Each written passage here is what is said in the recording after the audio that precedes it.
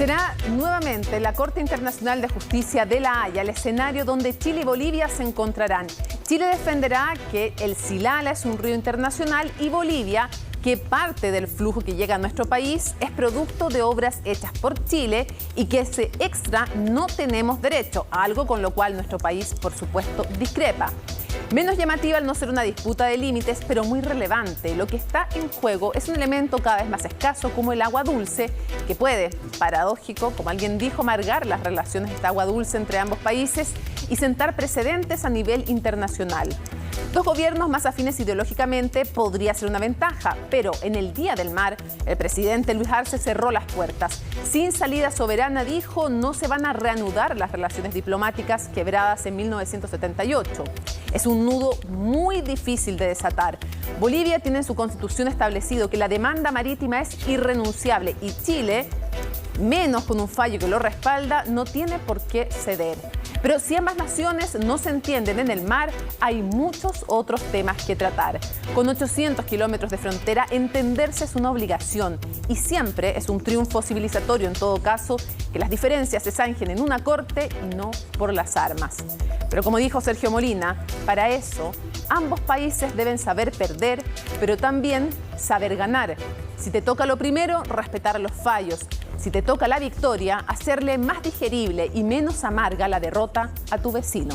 Comienza Conexión Global.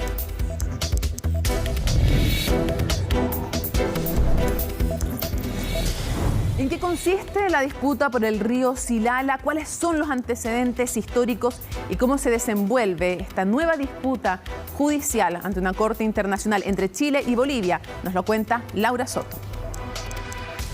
Como un país pacifista, vamos a acudir a La Haya para que Chile respete nuestra agua en Silala, en el departamento de Potosí. Fue con estas amenazas con las que Evo Morales abrió en marzo de 2016 un nuevo capítulo de disputas territoriales entre Chile y Bolivia. Ahora La Paz no solo estaba exigiendo una salida soberana al mar, sino que también acusaba a nuestro país del aprovechamiento indebido y uso ilegal de las aguas del Silala, un río que nace en Bolivia pero que cruza territorio nacional. No importa cuántas demandas Bolivia interponga en los tribunales internacionales, Chile no cederá territorio soberano. En cualquier momento, Chile va a contrademandar a Bolivia. Pero esto no fue necesario, porque antes de que el gobierno de Morales pudiese siquiera presentar la demanda, Chile tomó la delantera e interpuso un litigio ante la Corte Internacional de Justicia. Que se declare que el río Silala es un curso de aguas internacional, situación que por lo demás Bolivia ha reconocido por más de 100 años. El segundo elemento es que Chile, como ribereño, tiene derecho al uso equitativo y razonable de las aguas. Nos roban agua y nos demandan. ¿Qué clase de vecino podía ser? El río Silala se origina en el departamento de Potosí, en el sureste de Bolivia, a 4 kilómetros de la frontera con Chile. La Paz acusa que el cauce del Silala fue desviado de forma artificial por nuestro país tras una concesión otorgada a una empresa de ferrocarriles que fue revocada en 1997. Estas aguas han sido drenadas. Las empresas chilenas han trabajado durante 5 años en canalizar estas aguas. ¡Viva Chile! Chile, sin embargo, argumenta que el Silala es un río internacional que cruza naturalmente por la frontera, desembocando en el río San Pedro. Por lo tanto, sus aguas pertenecen a ambos países. De modo que la propia inclinación natural del terreno hace que las aguas fluyan naturalmente en dirección a Chile. Ante el Palacio de la Paz en La Haya, Chile presentó su memoria en julio de 2017, con 6 tomos de argumentos jurídicos, científicos e históricos. Durante más de 100 años, Bolivia ha reconocido el carácter internacional del río Silala y contamos con cartografía, incluso boliviana, donde han ilustrado el río Silala como un río internacional. Y es que la defensa chilena acusa que la misma Bolivia reconocía el carácter internacional del río hasta 1996, cuando modificó su postura. El 31 de agosto de 2018, La Paz presentó su contramemoria, pero también una contrademanda por compensación. Le pedimos a la Corte Internacional de Justicia que juzgue y declare que Bolivia tiene soberanía sobre los canales artificiales en los mecanismos de drenaje en el Silala.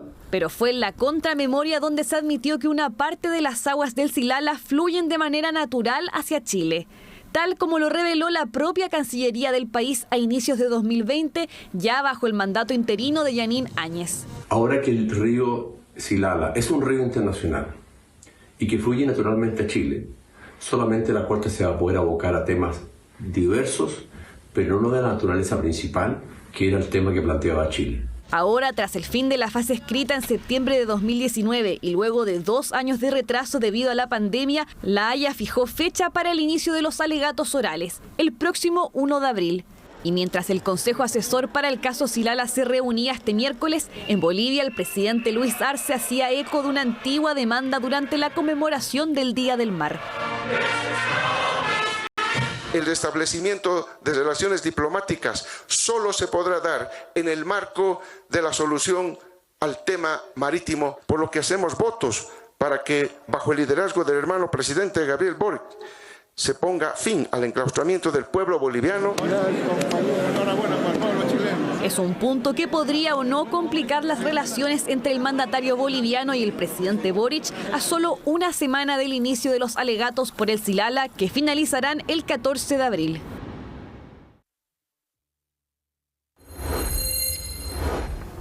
Revisemos un mapa entonces para que entendamos dónde está el famoso río Silala para Chile y para el caso de Bolivia. Ellos hablan de manantial, ahí lo vemos, nuestro territorio, y por eso Chile dice que es efectivamente un río internacional, porque se considera en general en el derecho internacional un río o un curso de agua internacional el que o divide 2 países o más, o bien atraviesa 2 territorios o más. El río Silala entonces para Chile, así llamado, o manantial para el caso de Bolivia, en lo concreto pertenece a la hoya hidrográfica, así lo ven en nuestro país, del río Loa y a la cuenca hidrográfica entonces del Pacífico. Es un afluente del río Inacaliri que tributa al río San Pedro. Ahí lo ven entonces los ríos desde donde viene el Silala, que tributa a los otros, termina en San Pedro y después desembocan, ¿ya?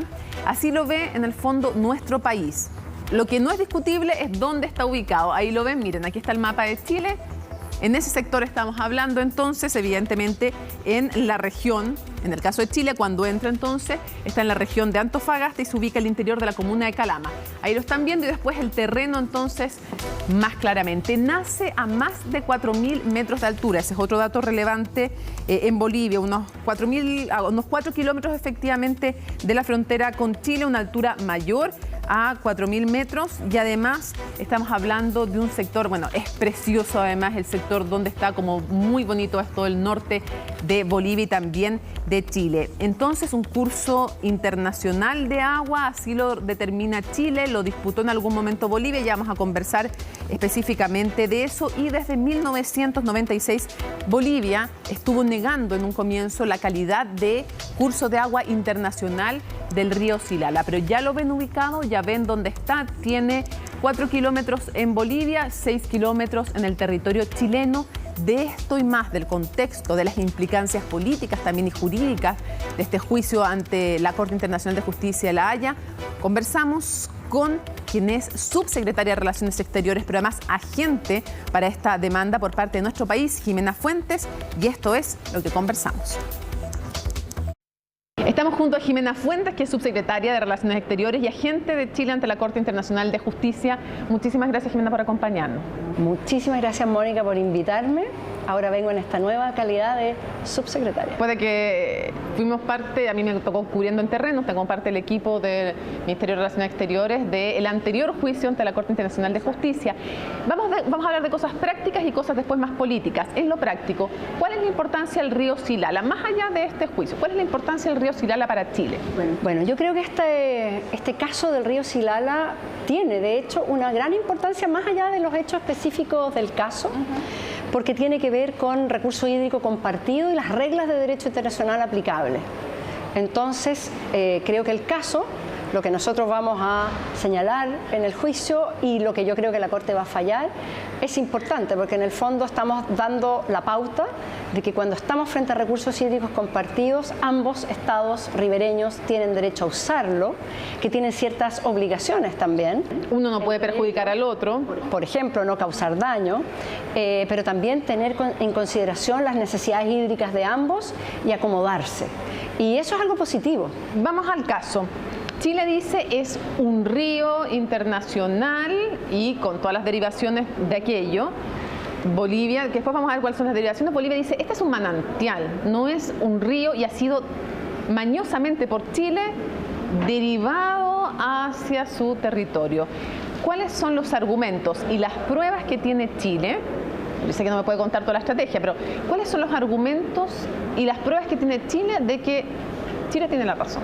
Bueno, debo decir que esa descripción del caso es como la descripción original del caso. Mutó, que ya le iba a preguntar por la mutación del argumento de Bolivia. El caso actual, entonces el caso original era ese.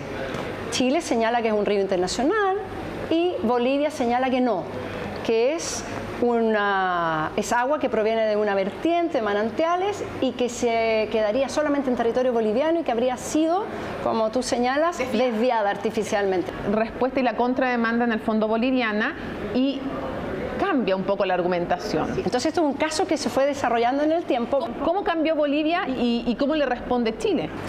Cambió para beneficio de Chile, es decir, finalmente Bolivia reconoce que Chile tiene algo de razón, una buena parte de razón.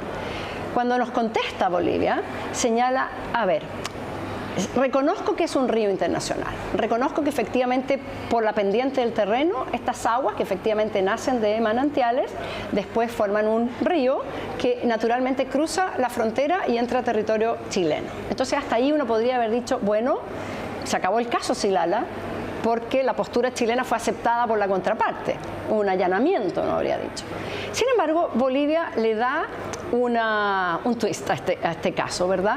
Y continuamos en la Corte. ¿Por qué? Porque lo que hoy día el argumento boliviano es que una parte de ese flujo del río Silala sería lo que llaman ellos flujo artificial. Como tú sabes, en el año 1928, la empresa del ferrocarril Antofagasta-Bolivia, que en ese momento es todavía una empresa enteramente privada, en ese momento enteramente de capitales británicos, le había solicitado a Bolivia una concesión en Bolivia, también una en Chile. Para ocupar para sus locomotoras las aguas del río Silala. Las locomotoras y también para surtir de agua potable a la ciudad de Antofagasta. Y en ese contexto, esta empresa, con autorización de Bolivia, realiza unas acequias o canalización del río, ¿ya? Por lo tanto, están estas acequias. Cualquier persona que ha ido al campo va a entender lo que es una acequia, ¿verdad? Es un surco de 1 metro de ancho, 50 centímetros de profundidad, no más que eso, solamente con piedritas a los lados, o sea, bastante rudimentario. El argumento boliviano es que esas acequias han provocado un flujo artificial. Un porcentaje entonces del agua que llega a Chile sería agua artificial. Y ese argumento es bien difícil de entender, porque aquí lo que tenemos es un río, un acuífero bajo el río, que es el que produce estas vertientes, y por lo tanto no hay agua artificial alguna, es decir, todo el agua que hay allí en esa zona, en lo que vamos a llamar la cuenca del Silala, es agua natural. Ahora, la teoría boliviana no se sostiene. Si hubiera incluso un poquito de agua extra porque, qué sé yo, hay un cierto drenaje a 1 metro de la acequia, esa agua igualmente pertenece a la cuenca. Se va a venir a Chile, ya sea en la superficie o subterráneamente. Ahora, ¿qué es lo que pide Chile ante la Corte? ¿Cómo le explicamos a la gente que está en sus casas qué es lo que está pidiendo en esta demanda Chile? Es bien simple.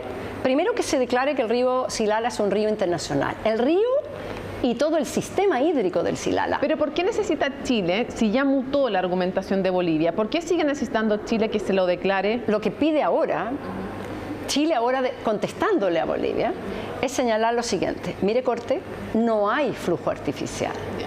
Y en esto estamos de acuerdo incluso con Bolivia, de que toda el agua que cruza hacia Chile, ya sea la superficial o la subterránea, toda es agua natural que en forma, por gravedad, viene hacia Chile. Entonces nosotros le decimos a la Corte, esa distinción de flujo artificial, flujo natural, no existe para el derecho internacional, ni menos en este caso. Y por lo tanto, deseche lo que señala Bolivia, declare que toda el agua está sujeta a la misma regla. Bolivia sigue diciendo que en su origen es un manantial que se transforma en río. Sí, pero eso sucede con muchos ríos. Pero sigue diciendo esto es originariamente un manantial que se transforma en río. Esa es la... El río Támesis, enteramente su origen es también agua subterránea, ahora es un río gigante. ¿Por qué Chile decidió tomar la iniciativa y demandar? Bueno, si nosotros nos remontamos al 2016, a un día en particular, que fue el 23 de marzo del 2016, Día del Mar. El Día del Mar, y por lo tanto, si se dan cuenta, hoy, sí, ¿verdad? Se cumplen 6 años desde que el presidente Evo Morales este día, 23 de marzo, hace una declaración y dice, el río Silala es un río enteramente boliviano, Chile lo ha desviado artificialmente, mañosamente, y Chile es un ladrón de aguas.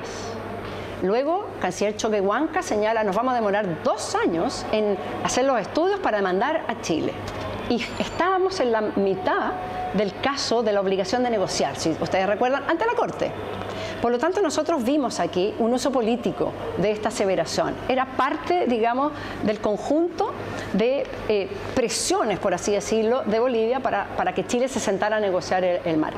Nosotros entonces dijimos, lo ideal para Chile es que esta controversia que se viene arrastrando desde el año 99 en adelante, lo ideal es certidumbre.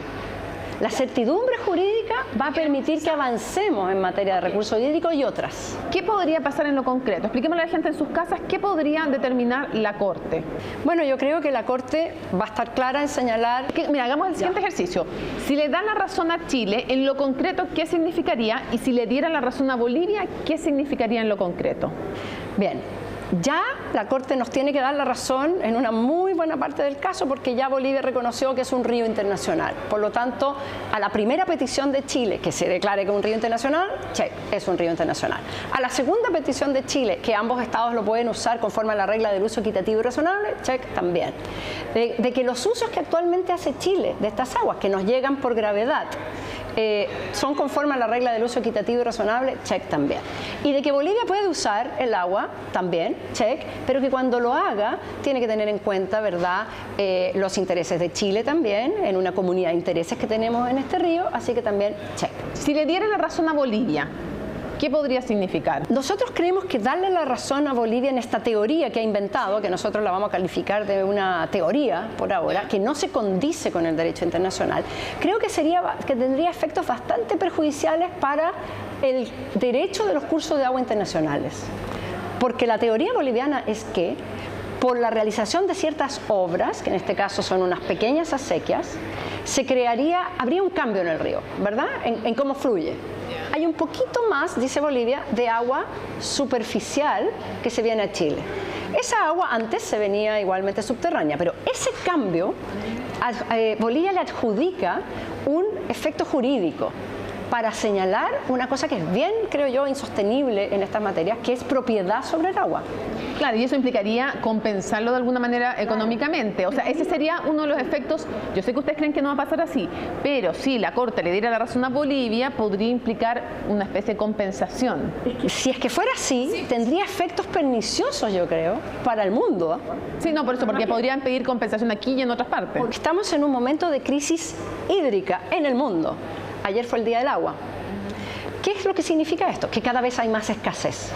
¿Qué significa eso? Que probablemente en muchos ríos del mundo, con cada vez mayor intensidad, se van a empezar a construir obras para hacer más eficiente el uso, por ejemplo. Y aquí viene el peligro. ¿Qué pasa si la Corte dijera cualquier cambio en el flujo, en cómo fluye, si fluye por arriba, si fluye subterráneamente, cualquier cambio permite que un Estado logre una compensación del otro? Eso sería realmente algo muy disruptivo en el derecho internacional de los cursos de agua internacionales. Vamos a la parte más política.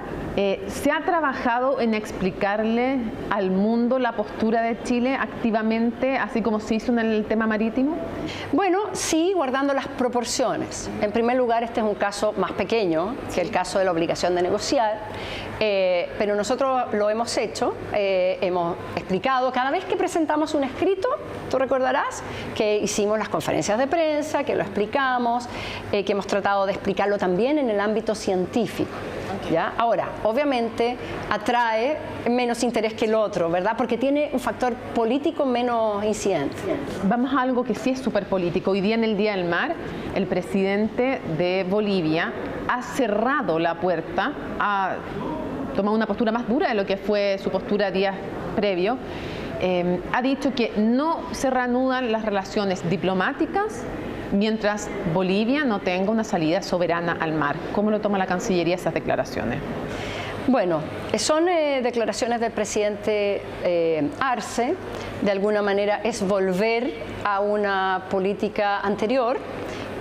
Teníamos la esperanza, ¿verdad?, de que los países pudieran poner al margen, al lado, el tema marítimo y retomar las relaciones diplomáticas. Ahora, es una decisión que le corresponde a Bolivia. Pero cerró la puerta. Pero la decisión chilena es, nosotros seguimos disponibles para tener relaciones diplomáticas. No es posible que dos países, aun cuando tengan diferencias, no tengan relaciones diplomáticas. Ustedes ven, hay países que tienen muchas más grandes diferencias y las hay. Entonces, pero respetamos, ¿verdad? Son las palabras del presidente Arce y las tomamos como son. Han dicho que esperan que ha dicho también el presidente Arce que primero que es una falta de las más graves internacionales de Chile, que la comunidad internacional lo sabe, el enclaustramiento de Bolivia, y ha dicho también que espera que en un gobierno progresista, son sus palabras, como el del presidente Gabriel Boric, y en el contexto además de un país que está llevando adelante un cambio constitucional, sí se pueda solucionar este tema. ¿Cómo toma este gobierno que es calificado de progresista por Luis Arce estas palabras? Tienen que mirarse las relaciones entre estados, la política internacional, siempre parte de una base.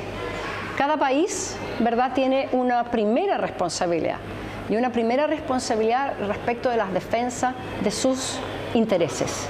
Y dentro de esa defensa se puede hacer política internacional y llegar a acuerdos, conversaciones y etcétera. Entonces, creo que no tiene justificación pedir que de acuerdo al gobierno que esté haya dejación de esa defensa de los intereses del país, que creo que es lo que explicó el presidente Boric hace unos días atrás. Más allá de que Chile siga dispuesto a reanudar relaciones con Bolivia, con estas palabras pronunciadas hoy por el presidente Arce, ¿se perdió la esperanza de lograrlo de parte de Chile? A ver, yo creo que la esperanza no se pierde nunca. En política nunca se pierde la esperanza. Pero si está ligado, condicionado a la cesión de soberanía. Pero estamos partiendo, ¿verdad?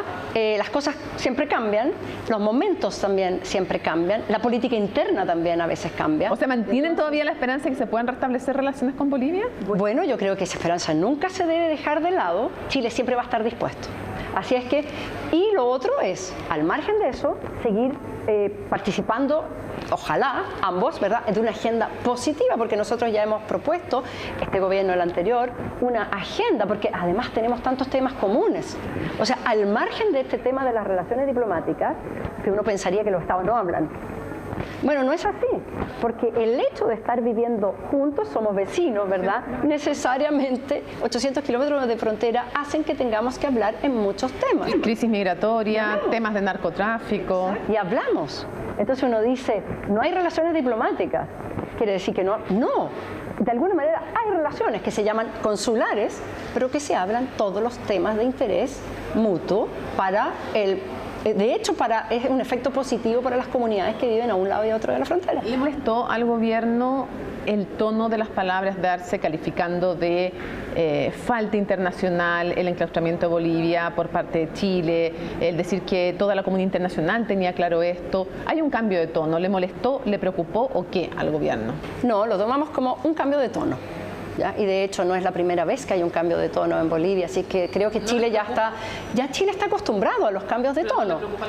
A ver, en el caso Silala, el cambio de tono fue aún peor, porque fue Chile es un ladrón de aguas, ¿verdad? En este caso es Chile ha cometido una grave falta. Lo tomamos como eso, dentro de la política a veces se dicen cosas que después los propios países, los propios que las pronuncian se arrepienten, pero es parte de la política. Para cerrar, ha habido una polémica por la designación de embajadores políticos. Unos por designaciones, otros por posibles designaciones. Lo primero que quiero preguntarle es si está ya confirmado que Sebastián de Polo iría a Brasil o que Bárbara Figueroa iría a Argentina. ¿Está cerrado, está zanjado los nombres? Yo sobre eso debo decir una cosa, en mi calidad de subsecretaria de Relaciones Exteriores. Nosotros como ministerio no vamos a señalar en forma oficial ninguno de estos posibles nombres porque hay un tema de deferencia con los países que tienen que recibir embajadores.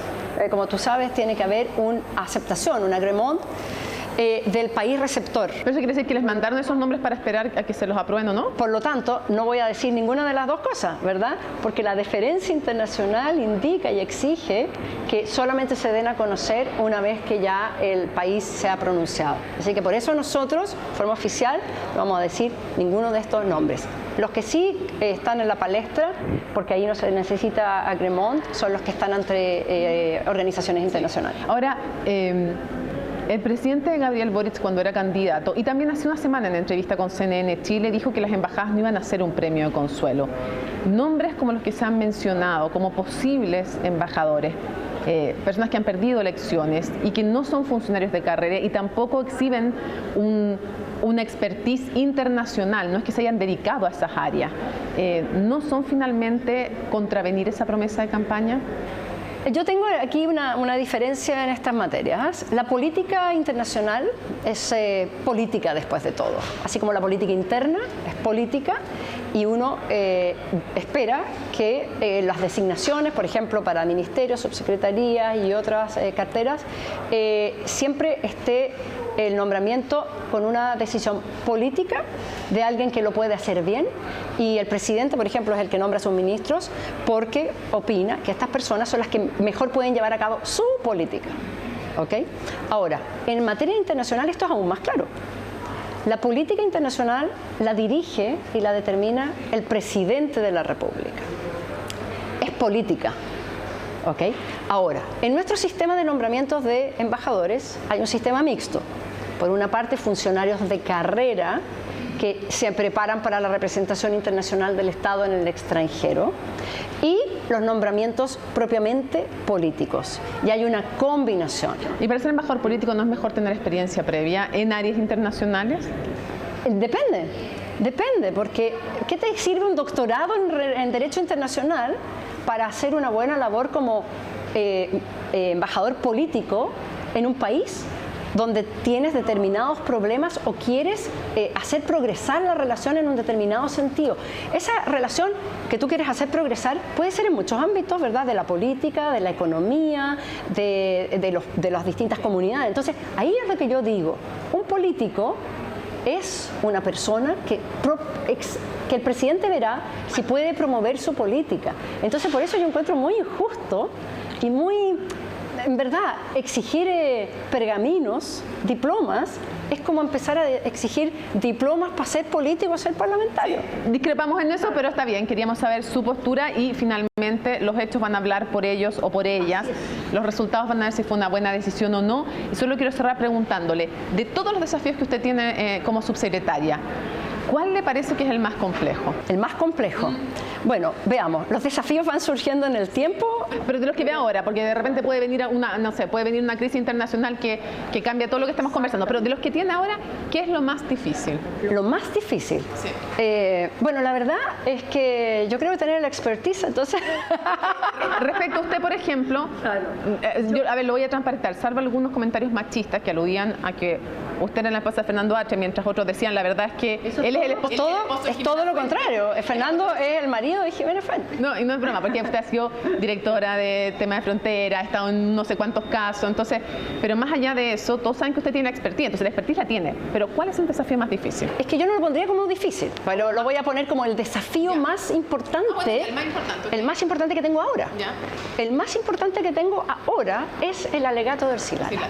¿Por qué? Porque es un desafío, es una cosa importante, es ante un tribunal internacional. Es la primera vez es que yo como agente me enfrento, ¿verdad? Para mí es nuevo. En la Corte yo he ido antes como miembro del equipo, pero ahora yo lidero el equipo. De alguna manera soy como el maestro de orquesta, la maestra de orquesta, entonces para que funcione todo bien. También tiene una cosa de incertidumbre. Puede haber argumentos nuevos, ¿verdad? Y a los que habrá que saber responder. Entonces, hoy día estoy completamente enfocada en esto, además de Silala, ¿verdad? Además de, debo decir, el tema también de acostumbrarme a ser la jefa de servicio del Ministerio de Relaciones Exteriores, que es un buque muy grande. Yo antes era jefa de servicio, pero de un servicio de 100 personas. Y ahora estoy en un servicio de 2.000 personas. Entonces, para mí eso también es un desafío. Jimena Fuentes, muchísimas gracias. Creo que es la primera entrevista, por lo menos. La primera entrevista que doy, sí. Así que gracias por invitarme. Muchísimas gracias por habernos acompañado en Conexión Global y continuamos con el programa. Revisemos parte muy breve, la más reciente, de las relaciones entre Chile y Bolivia, relaciones que hoy día diplomáticas no existen. Nos vamos a 1962. Hay un rompimiento ahí de las relaciones diplomáticas entre Chile y Bolivia, todo esto por el río Lauca, porque Bolivia acusó a Chile de supuestamente desviar el caudal de las aguas internacionales del río Lauca y a raíz de eso el presidente del país altiplánico, Víctor Paz Estenssoro, rompió relaciones diplomáticas con nuestro país, entonces gobernado por Jorge Alessandri Rodríguez. Avancemos entonces hasta 1975. Los dictadores entonces, Pinochet y Banzer, negocian una posible salida al mar con un corredor en lo que se denominó el abrazo de Charaña. Pero esto fue objetado por Perú y entonces en 1978 el propio Banzer rompió relaciones con Chile. Avanzamos hasta el 2003, otro de los hitos porque hubo un conflicto por el gas. El entonces presidente Ricardo Lagos ofreció al gobierno de Bolivia, liderado entonces por Gonzalo Sánchez de Lozada, una negociación de gas natural boliviano a través de los puertos chilenos. Pero el acuerdo no se concretó, tuvo que dejar el cargo Sánchez de Lozada debido a las protestas por este caso, que tensionó fuertemente con protestas muy graves a la sociedad boliviana. Luego hubo un avance, podría uno decir, un intento al menos de avance con esta agenda de los 13 puntos, se acordarán ustedes, en el año 2006. Gobernaba entonces Michelle Bachelet en Chile, en Bolivia el presidente Evo Morales, y se da esta agenda de los 13 puntos. Tenía el tema marítimo, no concesión de soberanía, sino como tema, y estaba también el tema del Silala y los recursos hídricos, y hablaba de consultas políticas que terminaron en el 2010. Después, desde el 2013 en adelante, Bolivia y Chile tienen disputas en la Corte Internacional de Justicia. El primer caso era sobre Bolivia quería obligar en el fondo que la Corte obligara a Chile a negociar una salida soberana al mar, que dijo en 2018 el fallo definitivo de La Haya. Dijo que no había obligación alguna por parte de Chile de negociar una salida soberana para Bolivia. Y luego entonces, ya les vamos a contar cuando conversemos más en profundidad, vamos a estar analizando las consecuencias de esta demanda que Chile presenta para zanjar el tema de Silala, el río para Chile, el manantial para Bolivia.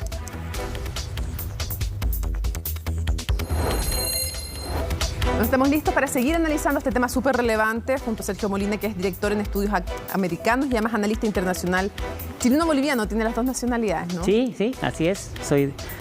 Tengo mitad del corazón en un país y la otra mitad en el otro. Por lo mismo, súper interesante también tu visión, además por la expertise que tienes en América Latina, para preguntarte primero, antes de ir a Silala, lo hemos hecho con también la subsecretaria, lo vamos a hacer con la siguiente invitada. ¿Cómo tomas la declaración de hoy día? El presidente de Bolivia, Luis Arce, dice no se reanudan las relaciones hasta que no haya una solución al enclaustramiento marítimo de Bolivia, en el contexto que sabemos. Hay un fallo de La Haya que dice que Chile no tiene que negociar. Claro.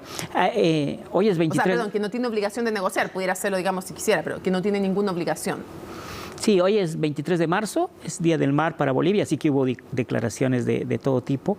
Entre otras, una cosa que era previsible, tanto la declaración del presidente Boric hace unos días respecto a reanudar relaciones, como la declaración de hoy del presidente Arce de negarse a reanudar esas relaciones mientras no se resuelva el tema marítimo, son previsibles. Esto desde que existe la democracia en Chile y hace muchos años también también en Bolivia es como las respuestas obligadas de la diplomacia en ambos países. Por un lado, Chile ofreciendo reanudar relaciones diplomáticas y por otro lado, Bolivia negándose a hacerlo mientras no se resuelve el tema marítimo.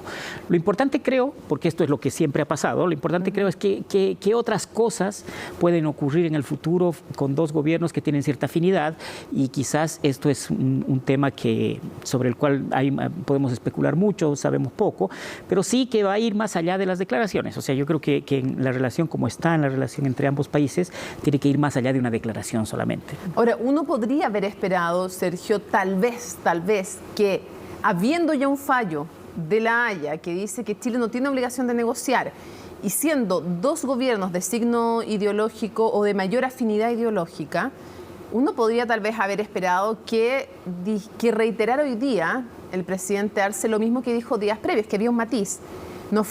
No reanudamos relaciones hasta que se solucione el enclaustramiento. Fue, qué bueno que exista este acercamiento, pero es irrenunciable la demanda marítima de Bolivia.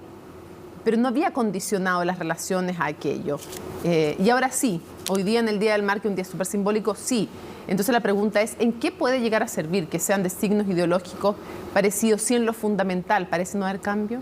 Sí, es un tema complejo en ambos países y por tanto es difícil que solamente por el cambio de un presidente o por algún tipo de personalidad distinta de alguno de los mandatarios vaya a cambiar. Yo lo que creo, y que es lo importante, es que que ambos países necesitan Chile ser un mejor ganador y Bolivia ser una mejor perdedora. ¿Cómo puede ser Chile un mejor ganador? ¿En qué sentido? En el sentido que Chile, obviamente en la Guerra del Pacífico y recientemente en La Haya, claramente tuvo un fallo favorable. Por más que Bolivia no lo reconozca, fue un fallo favorable a Chile y está muy bien y hay que acatarlo. El tema está en cómo a partir de eso que difícilmente lo acepte Bolivia, pero obviamente no queda más que en declaraciones en contra de eso, ¿qué más yo puedo ofrecer? ¿Qué más puedo hacer como buen ganador? Puede ser magnánimo en la victoria. O hacerle menos amarga la derrota al del frente. Exactamente. Yo creo que, y a la vez Bolivia, porque esto es de dos bandos, acá no es un partido de fútbol que hay que abanderarse por uno o por otro, uno es un analista y tiene que tratar de ver qué es lo mejor respecto a lo que puede acontecer. Y creo que Bolivia tiene que ser mejor perdedora en el sentido de que, sabiendo que no va a renunciar al tema marítimo, sí poder abrir paralelamente, como lo hizo Chile con Perú antes también de los conflictos que hubo en La Haya, ¿cómo es posible empezar a negociar otras cosas? Pero, entre Bolivia y Chile. Decía yo de lo de no condicionar, en el fondo, tal vez haber dicho... Claro, yo no creo que se reanuden relaciones. Uno esperaría que eso es el deseo que tiene. Eso te iba a preguntar. ¿Tú crees que sea quien gobierne, más allá de eso, porque es verdad, es iluso pensar que porque tiene mayor afinidad ideológica, algo tan fundamental va a dejar de ser un obstáculo, ¿no? El tema de la demanda marítima de Bolivia, pero ¿tú crees que es imposible pensar en estos 4 años de gobierno de Gabriel Boric que se reanuden las relaciones? No, para nada, no creo que sea imposible. Yo creo que va a depender de una serie de otros factores, pero esto que exista la posibilidad no quiere decir que sea probable o que sea muy probable. ¿Tú crees que es muy improbable? Sí, es poco probable. Primero porque estamos en medio de un conflicto todavía. Existe una demanda que es la del Silala y vamos a tener unos meses todavía, no sabemos exactamente cuándo va a ser. Bueno, ahora empiezan alegatos, pero tiene que haber un fallo sobre eso. Tenemos que lamernos las heridas de ese fallo, sea favorable a uno u otro. Esperemos que después del Silala pensemos en no seguir judicializando este tema y esperemos en que quien gane después del Silala, que probablemente pueda ser Chile, sea nuevamente magnánimo en la victoria y a la vez Bolivia sea capaz de asumir esa derrota. En ese caso, después de lamer esas heridas, como te digo, quizás es el momento de empezar a pensar algo que sea distinto a lo que se ha hecho eternamente. Es bien común esa frase que dicen, si seguimos haciendo lo mismo, vamos a tener los mismos resultados. Eso tanto para Chile como para Bolivia no es el ideal. Haciendo el punto, como decíamos al comienzo en la introducción, que evidentemente que es un triunfo civilizatorio, que no sea una guerra, sino un tribunal que zanje las disputas, también parece que con la pura vía judicial la cosa no se soluciona. De hecho, no se han restablecido relaciones diplomáticas entre dos vecinos. Sergio, ¿qué tan vital es y cómo se toma en Bolivia? Quisiera preguntarte por la perspectiva boliviana el tema del Silala, que ya lo hemos explicado, para Chile es un río, para Bolivia un manantial. no es tan importante como el del mar. O sea, creo que lo que ocurrió con el tema marítimo, si hay una disputa sobre la cual es muy difícil mover lo que es el imaginario boliviano, de la sociedad boliviana, es el tema marítimo. El tema del Silala es mucho más técnico, no creo que vaya a mayores, es un tema que desde la perspectiva es mucho menos importante. Eso no quiere decir que sea menos importante en la relación bilateral. Es importante porque el tema del agua es algo que afecta a ambos países. En ciertas zonas de Bolivia hay sequía, pero en otras hay más bien exceso de agua, a la inversa de lo que pasa acá en Chile. Son temas que hay que discutirlos.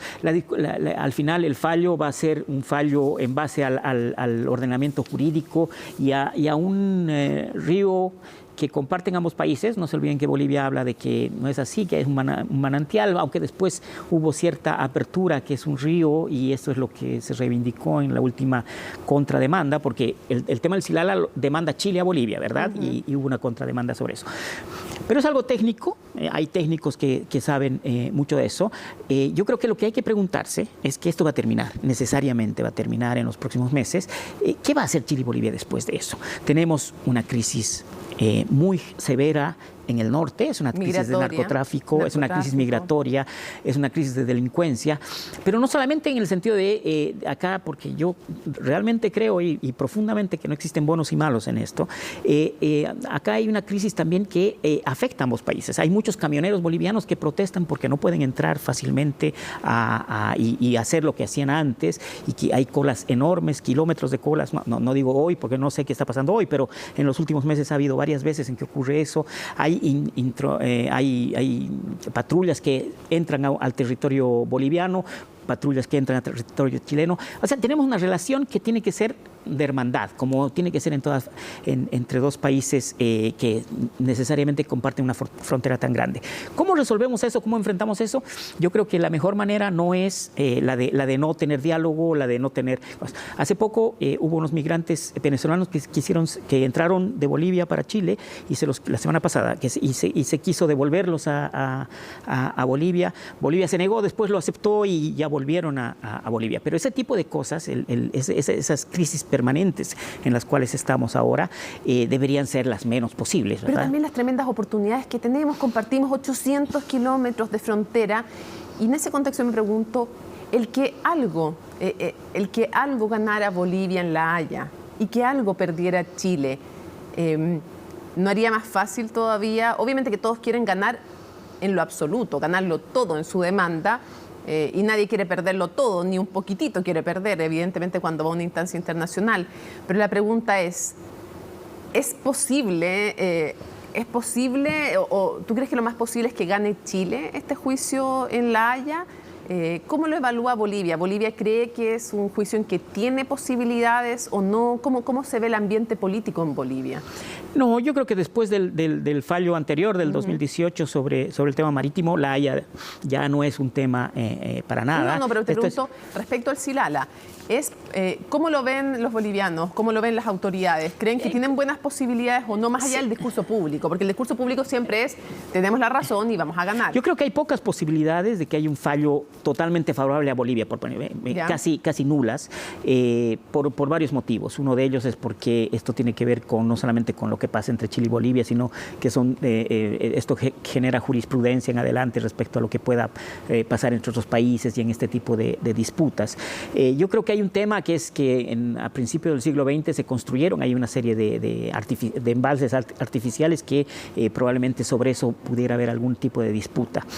En cualquiera de esos casos, yo creo que para la sociedad boliviana continúa siendo relevante una disputa con Chile. O sea, Chile en este caso, yo digo que no hay buenos y malos porque uno se pone como analista, pero obviamente para un sector de la sociedad boliviana existen buenos y malos, y para un relevante sector de la sociedad chilena pasa lo mismo. Lo importante es cómo los líderes y las élites son capaces de ir más allá de eso y entender que tenemos que compartir ciertas cosas. Y reitero lo que decía al principio, o sea, en esto y desde la Guerra del Pacífico hasta hoy, yo creo que Chile tiene que ser más magnánimo en la victoria, que la ha tenido y ha tenido varias, y la última es la del 2018, y Bolivia tiene que aprender a ser un mejor perdedor. Si logramos eso, yo creo que hay mejores perspectivas entre ambos países. Qué importante lo que tú dices. Hay grandes conflictos en la historia. Por de pronto la Segunda Guerra Mundial que nos enseña que no solo es importante ganar, sino saber ganar también. Eso es muy importante y hacerle la derrota menos amarga a quien es derrotado. Más allá de que tú creas que tienes la razón, eso es muy importante. Ojalá lo que tú dices tenga le haga sentido a los líderes y lo lleven también a los pueblos también a hacer carne. Somos vecinos, necesitamos y tenemos tantas posibilidades juntos, ¿no? de aportarnos y de crecer. Muchas gracias, Sergio. Gracias a ti, Mónica. Hacemos una pausa y volvemos con más análisis. Estás viendo Conexión Global.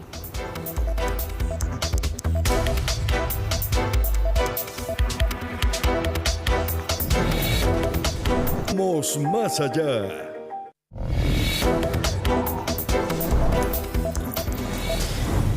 Vamos a poner el número en contexto, una comparación entre Chile, Bolivia y Perú, para que veamos algunas cifras que nos pueden ayudar a dimensionar los países. Habitantes, un poquito menos de 12 millones en el caso de Bolivia, 33 millones y medio para Perú y casi 20 para Chile. Superficie, ahí el más pequeño de los tres países es Chile, el más grande es Perú y Bolivia tiene 1.000.000, casi 100.000 kilómetros cuadrados. Ingreso per cápita, las diferencias son impresionantes, casi 5 veces el de Chile que el de Bolivia.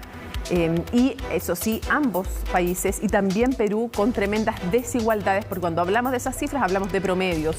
Pobreza, tremendamente afectadas además estas cifras con la pandemia, hay que decirlo, casi de 40% en el caso de Bolivia, 10% en el caso de Chile.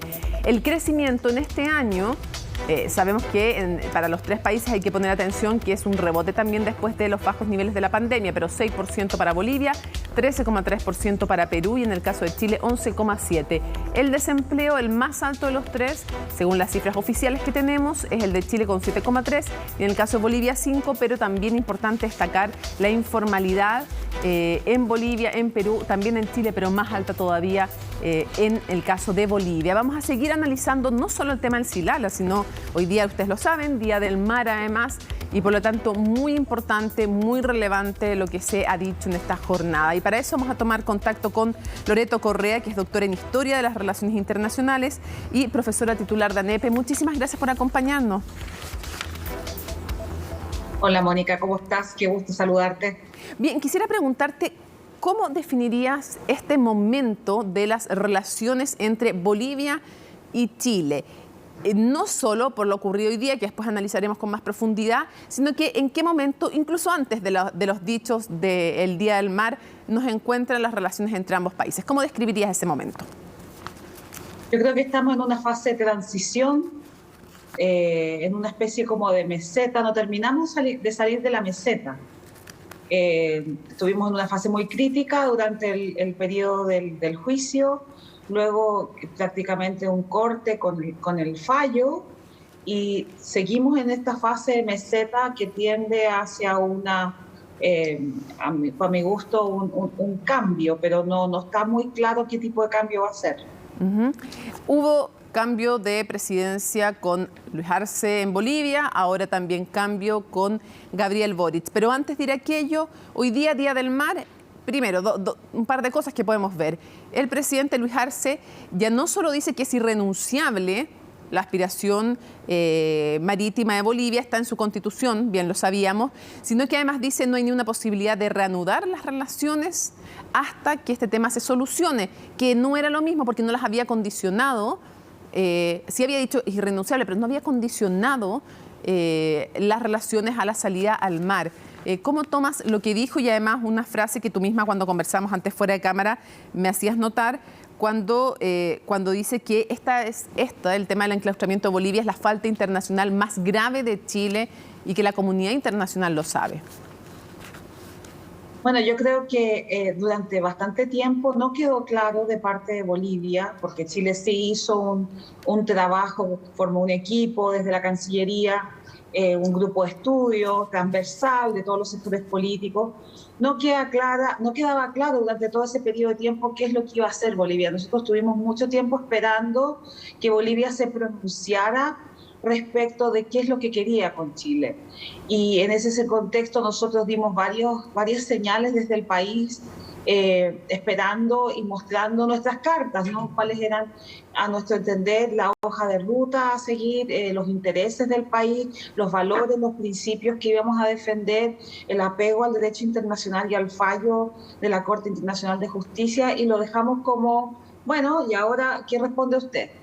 Y hay que recordar que el presidente Arce asumió en el 2020 y que se pasó todo el año pasado sin pronunciarse sobre esta materia hasta hoy.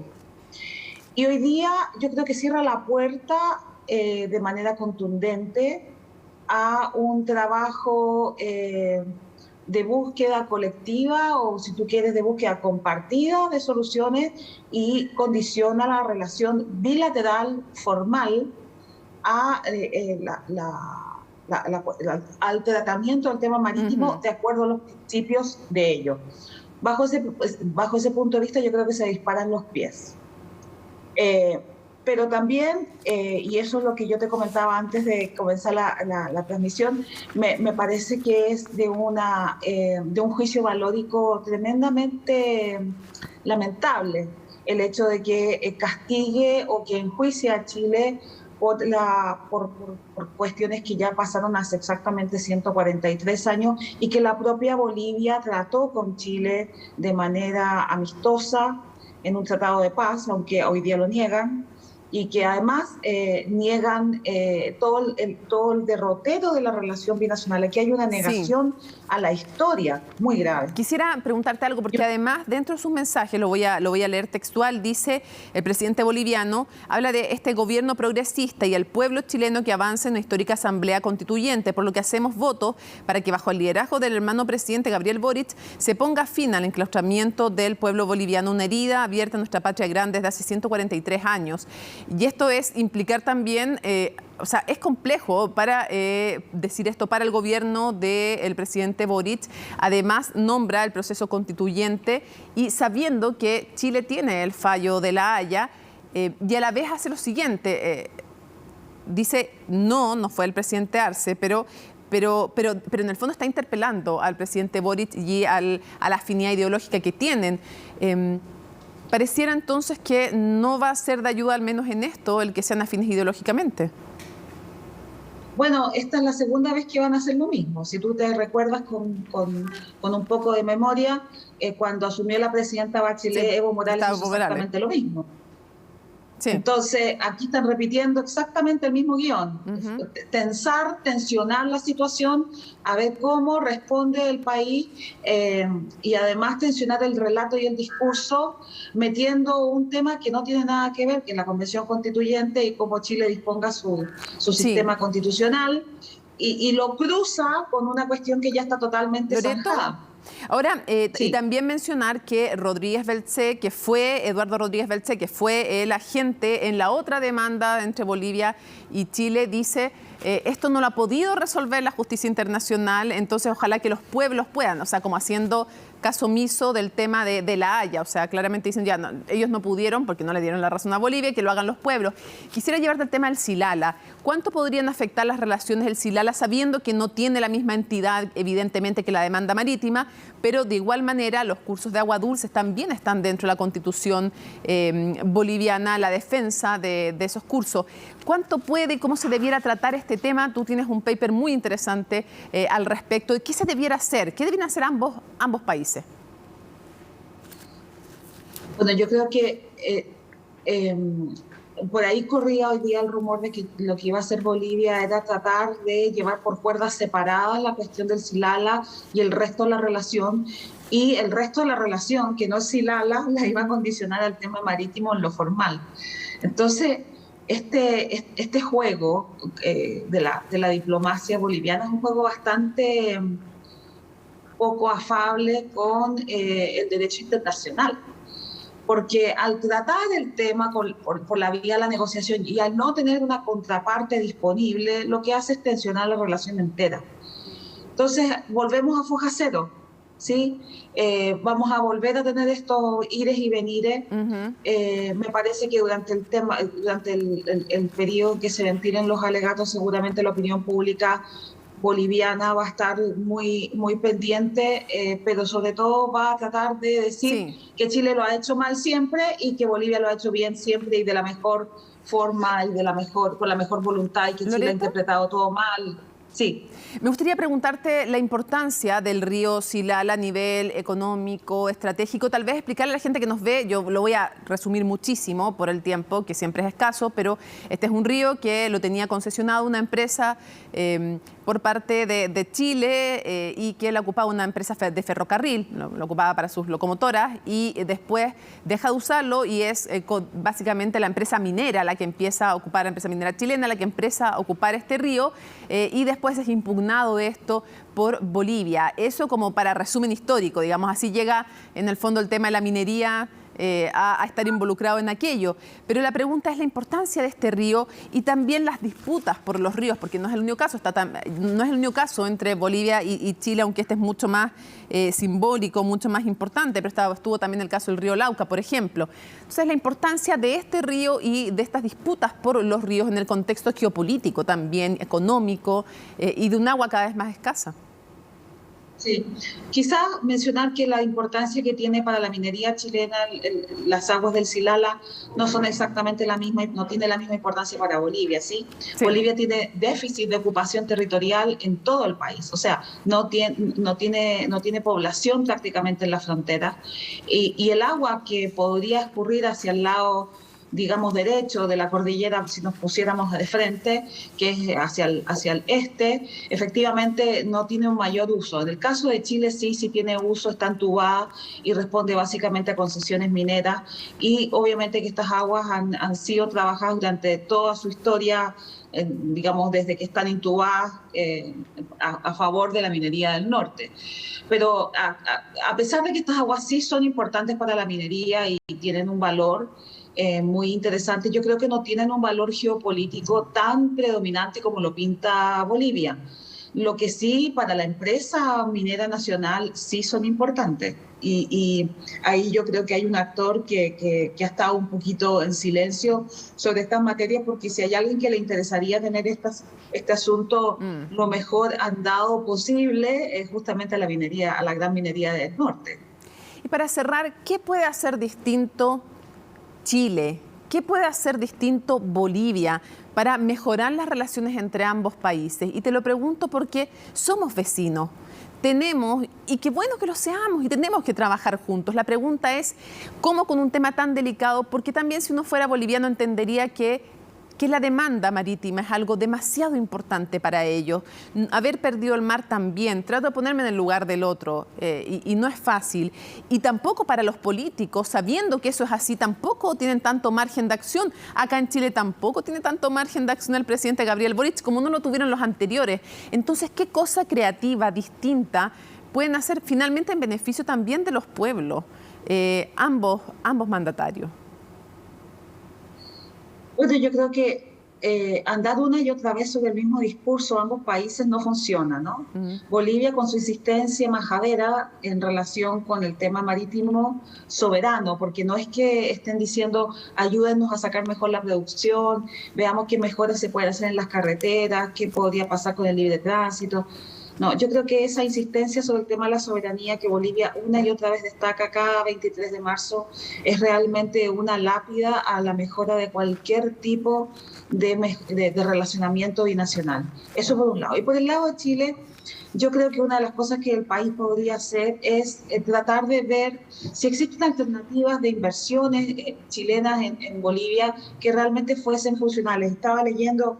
Ayer me llegó la relación de la balanza comercial entre los dos países y es impresionante, ¿no? El año pasado, que es el año que más cosas vendió Bolivia a Chile, más exportaciones tuvo Bolivia a Chile, tuvo 186 millones de dólares y Chile le vendió a Bolivia por 630 millones de dólares. O sea, este año que pasó, la balanza comercial tuvo el mayor déficit para Bolivia y aún así, teniendo este tipo de cosas que realmente podrían mejorarse, ninguno de los dos países realmente insiste en el tema comercial. Por otra parte, me parece bien importante destacar que hay una mentira que está cursándose dentro y fraguándose dentro de la Cancillería boliviana, que es que Chile no respeta el Tratado de 1904. Y en ese sentido yo creo que Chile no ha hecho el suficiente esfuerzo por transmitir a Bolivia los esfuerzos, el gasto, la inversión, tanto en el puerto de Arica como en el puerto de Antofagasta o en el puerto de Iquique. No ha hecho lo suficiente, no ha tenido una estrategia realmente amplia para poder destacar las mejoras que ha tenido en materia de libre tránsito, y claramente la pandemia tampoco ha ayudado en estos últimos 2 años. Pero más allá de eso, es esta idea y este discurso que se va instalando, ¿no? De Chile mal vecino, de Chile un país que es roñoso, que es mezquino.